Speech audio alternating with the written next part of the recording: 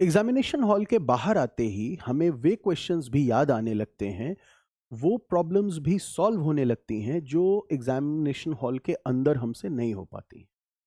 हम में से बहुत से लोग इस समस्या से जूझते हैं।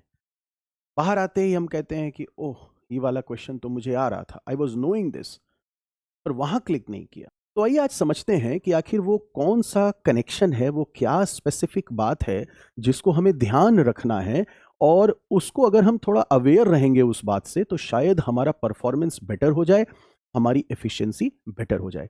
महाभारत में भी आपको ध्यान होगा कि जिस समय महारथी कर्ण को अर्जुन से जब वो युद्ध हो रहा था, तो जिस समय कर्ण को अपनी जो तमाम उसने विद्या ग्रहण की थी, परशुराम जी से जो उन्होंने अस्त्र लिया था, उसको इन्वोक करने का जो मंत्र था, वो ऐन वक्त पर भूल गए थे। तो भगवान कृष्ण के कहने पर अर्जुन ने कर्ण को समाप्त किया। तो एग्जैक्ट मोमेंट पर सबसे क्रूशियल बात भूल जाने से ही कर्ण की मृत्यु होती है।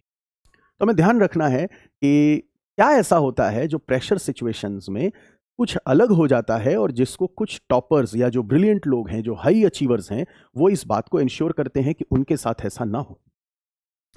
वास्तव में अगर आप ध्यान दें, तो इसका जो आंसर है वो कुछ हद तक हमारे शरीर की फिजियोलॉजी में छुपा हुआ है।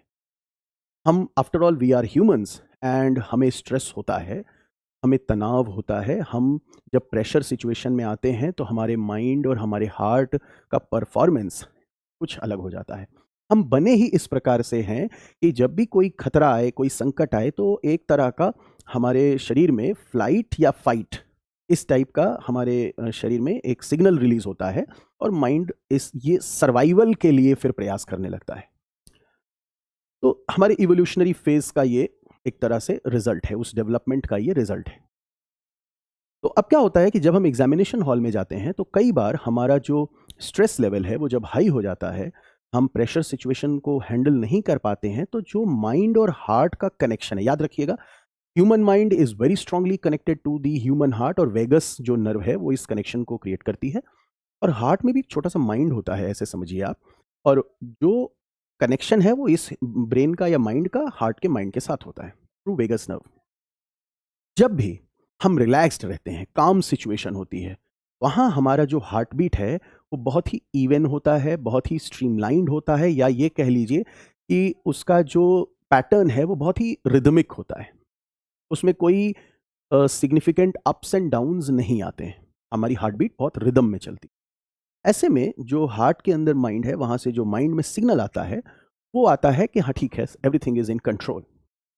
और जब एवरीथिंग इज इन कंट्रोल, तो आपके माइंड में जो यहाँ पर एक प्री फ्रंटल कॉर्टेक्स है। माइंड के दो पार्ट हैं, एक है प्री फ्रंटल कॉर्टेक्स जो डिसीजन मेकिंग के लिए इंपॉर्टेंट है, जो लॉजिकल रीजनिंग के लिए इंपॉर्टेंट है, कॉम्प्रिहेंशन एबिलिटी के लिए इंपॉर्टेंट है, और वो आपका आप ऐसे समझो रिकॉलिंग के लिए भी इंपॉर्टेंट है। तो हर बेहतर डिसीजन, बुद्धि, वो प्री फ्रंटल कॉर्टेक्स से ही होता है, या ये कह लीजिए कि वही माइंड का सीईओ है, कंट्रोलर है। लेकिन माइंड का जो दूसरा मेन पार्ट है वो सिस्टम कहलाता है लिम्बिक सिस्टम। लिम्बिक सिस्टम बहुत ही वेवर्ड, या ये कह लीजिए तरह तरह के इमोशंस जनरेट करता है। डर, हैप्पीनेस, सैडनेस, एंजाइटी, सब यहाँ जनरेट होती है लिम्बिक सिस्टम के अंदर।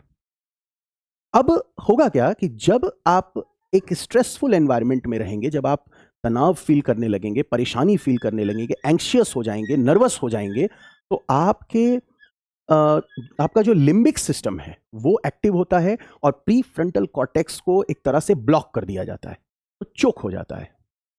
तो under stressful conditions, prefrontal cortex which is the CEO of the brain, it gets choked.